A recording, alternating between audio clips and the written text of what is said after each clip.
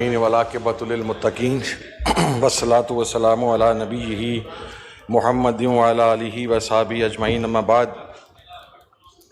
अऊज़ु बिल्लाहि मिनश शैतानिर रजीम बिस्मिल्लाहिर रहमानिर रहीम इन्ना लिल्लाहि व इन्ना इलैहि राजिऊन सदक़ल्लाहु मौलानाल अज़ीम।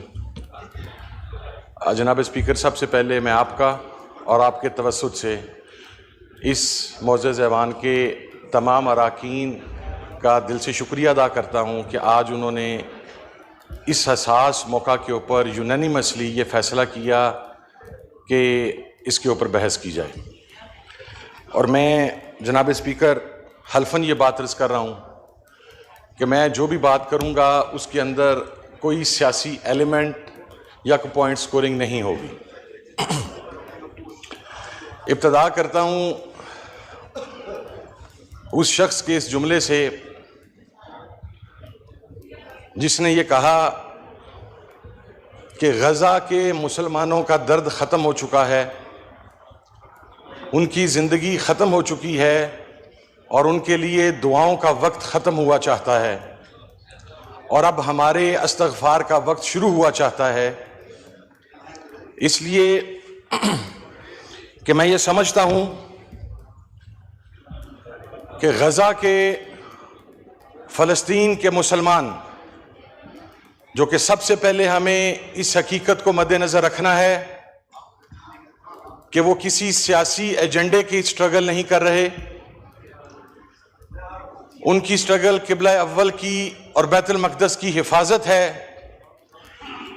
जो कि तमाम आलमे इस्लाम के मुसलमानों के ईमान का मसला है। और मुझे ये बात कहने में कोई यार नहीं कि फ़लस्तीन के हर बुज़ुर्ग ने फ़िक्र इमाम हुसैन रज़ियल्लाहु के ऊपर अमल किया, फ़लस्तीन की हर खातून ने बीबी ज़ैनब सलामुल्लाह अलैह की सुन्नत पर अमल किया, फ़लस्तीन के हर जवान ने अब्बास अलमदार का जो सुन्नत थी उस पर अमल किया, और फ़लस्तीन का हर बच्चा अली अकबर और अली असगर की सुन्नत पर अमल कर रहा है। लेकिन सवाल ये है कि हम कहां पर हैं? हम बहसीयत मजमूई मुसलमान, मेरा ये बिलीफ है और मैं ये समझता हूं अब कि इसराइल ने फ़लस्तीनियों का कत्लेआम बाद में किया, लेकिन आलमे इस्लाम के हुक्मरानों ने उस कत्लेआम को फैसिलिटेट किया। जनाबे वाला, एक इत्तेहाद बना था आलमे इस्लाम की अफवाज का, उसके सरबराह हमारे पाकिस्तान के साबिक आर्मी चीफ राहील शरीफ साहब थे। उनसे पूछना है कि जनाबे वाला 70,000 लोगों की शहादत के बाद अभी भी कोई हिकमत अमली है या हमने अपने मुफादात ही को डिफेंड करना है? 80 लाख इसराइली और 60 लाख कमोबेश आलमे इस्लाम की अफवाज, हम लोगों के लिए डूब मरने का मुकाम है सर।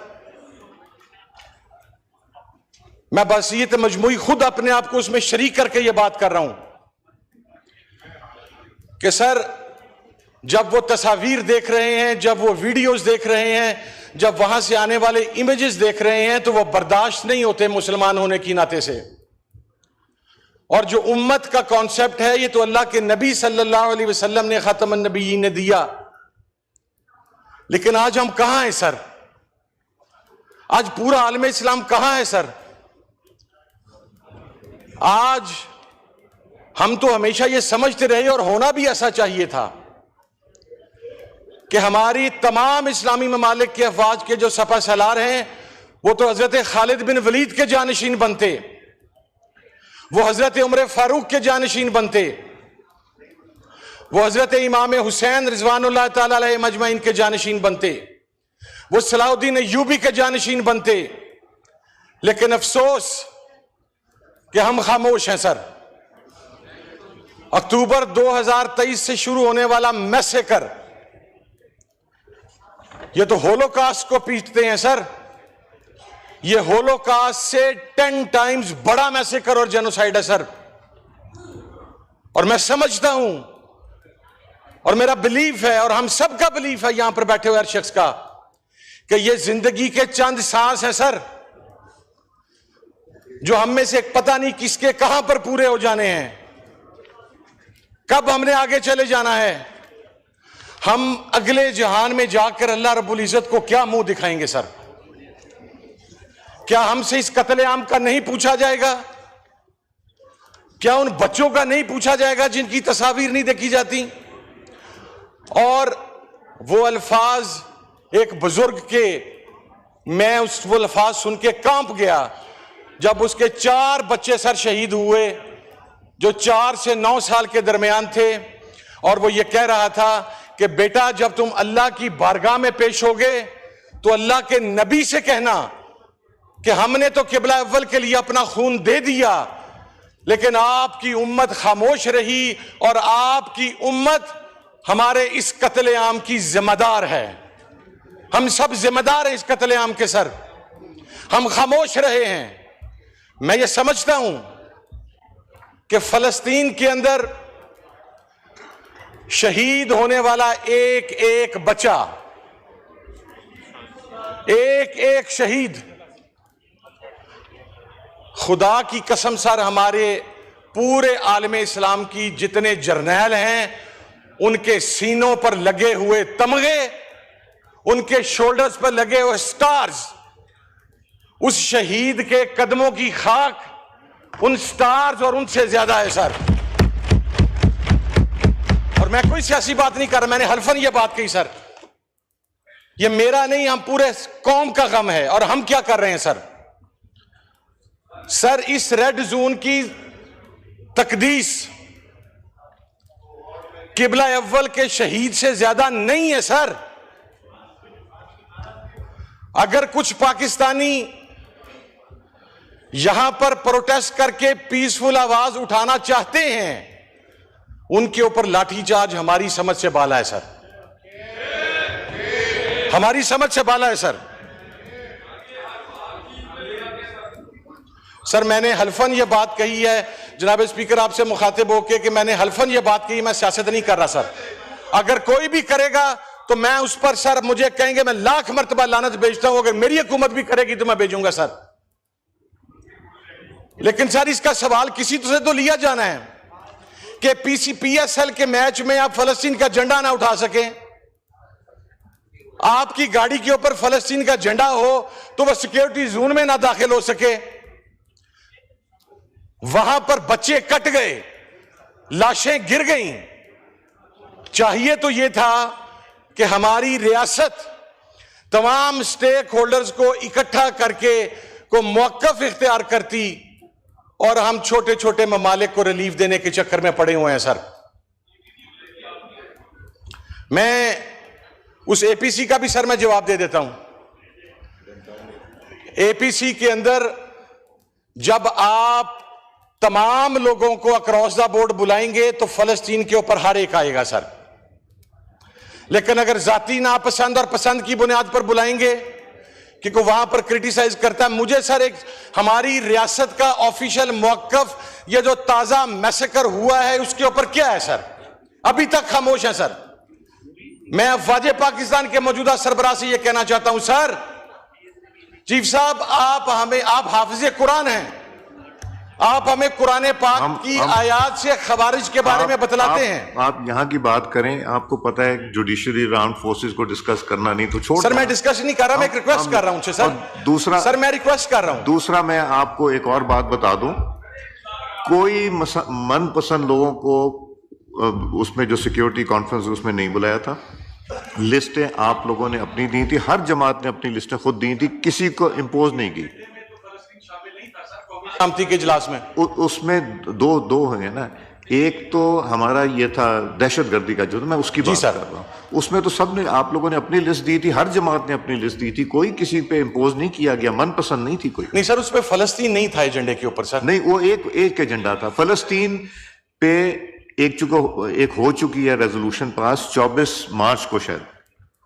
मैं वो अगर रिपीट सुनवा दूं तो शर्मिंदगी होगी। नहीं सर, शर्मिंदगी 2 दफा यहाँ से नो हुआ था उसके ऊपर। सर मुझे किसी चीज की शर्मिंदगी नहीं, 2 दफा नहीं, आप लोगों ने, मैंने कहा कि गलती हो गई होगी, फिर से करता हूं सर। मैं फिर से कहा, फिर से मेरी अर्ज सुन लें सर। तो इसलिए कन्फाइन योरसेल्फ टू।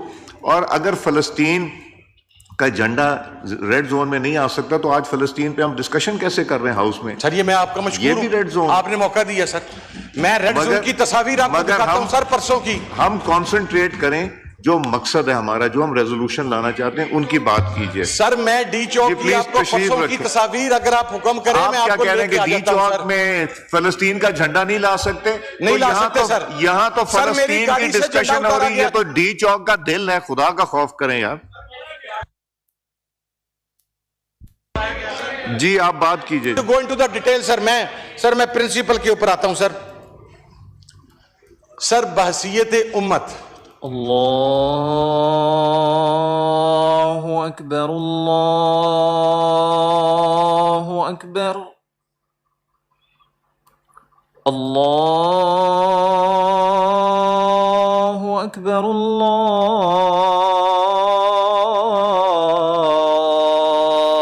अल्लाहु अकबर। अशहदु अन ला इलाहा इल्लल्लाह,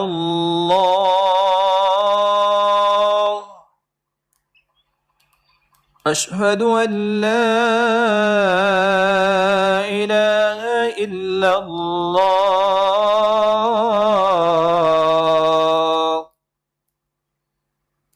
अशहदु अन्न मुहम्मदर रसूलुल्लाह,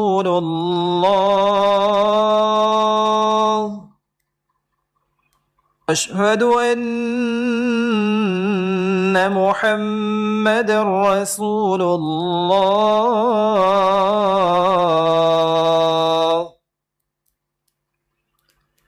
हय्य अला स्सलाह,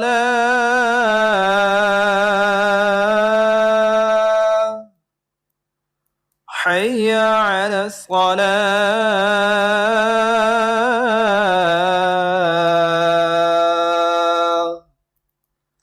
हय्य अलल फलाह,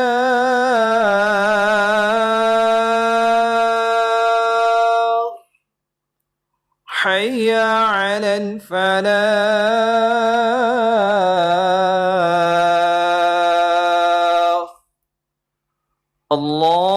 अल्लाहु अकबर, अल्लाहु अकबर। ला इलाहा इल्लल्लाह।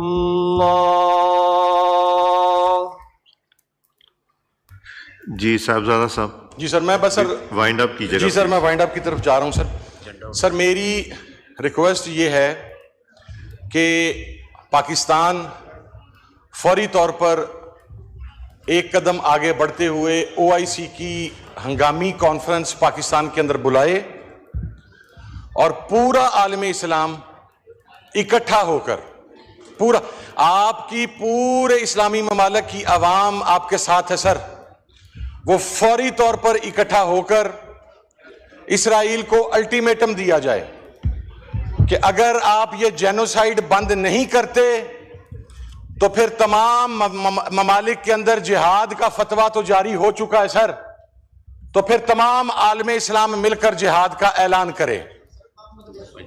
ये और अगली चीज सर, मैं रिक्वेस्ट करूंगा हुकूमत से कि जो वहां पर 20 से 25 हजार बच्चे यतीम हो चुके हैं अभी तक, और ये अभी कंफर्म आदादो शुमार नहीं है, उनके हवाला से हमें फैसिलिटेशन प्रोवाइड की जाए।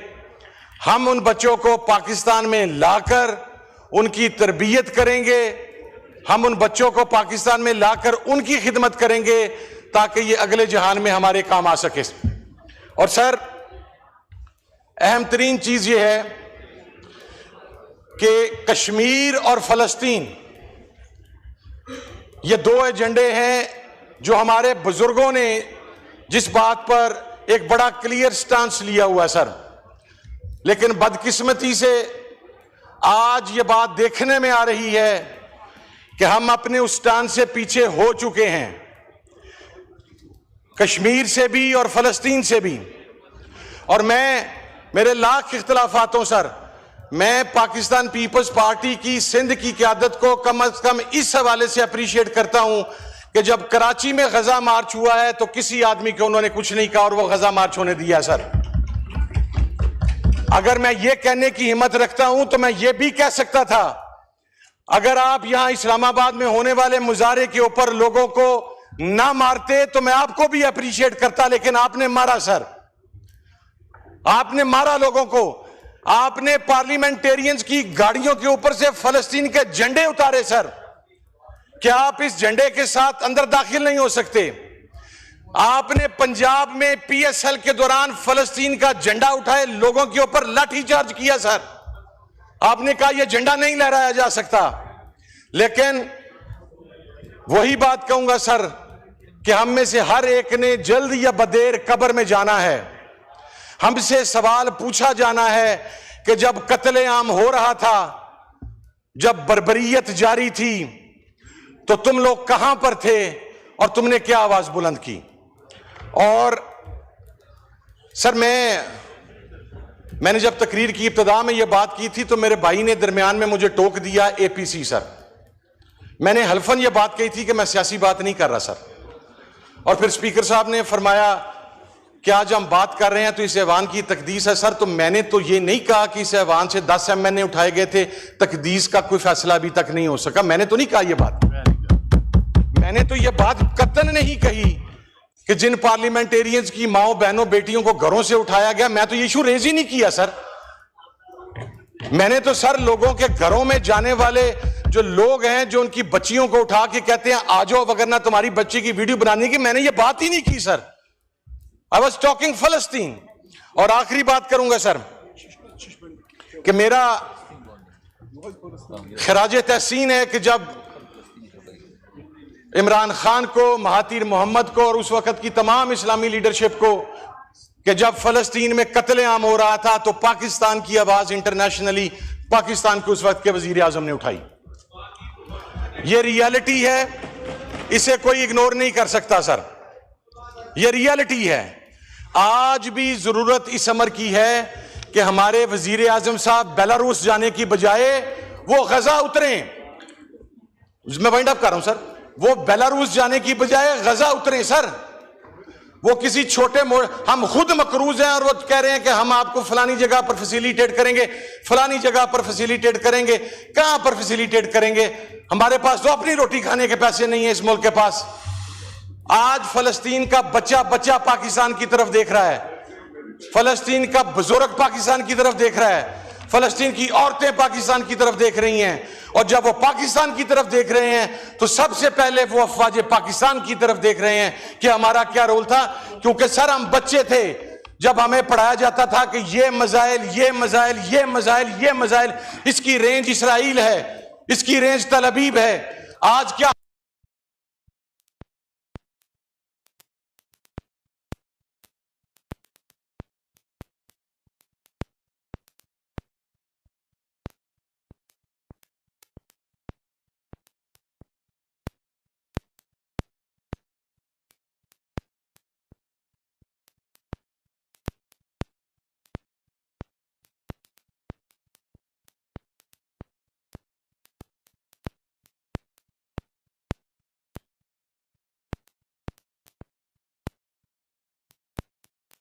होने वाला वर्ल्ड कप हो या पाकिस्तान में होने वाला पीएसएल हो या दुनिया के दीगर इस्लामी ममालिक में होने वाली वो अय्याशियां और तमाशबीनियां हो, कब्र के अंदर अल्लाह रब्बुल इज्जत और उसका नबी इन लोगों से पूछेगा कि जब उम्मत कट रही थी, जब किबला अव्वल पर कब्जा किया जा रहा था, तो उस वक्त अपने किन अय्याशियों में मशरूफ थे। बहुत शुक्रिया सर, थैंक यू।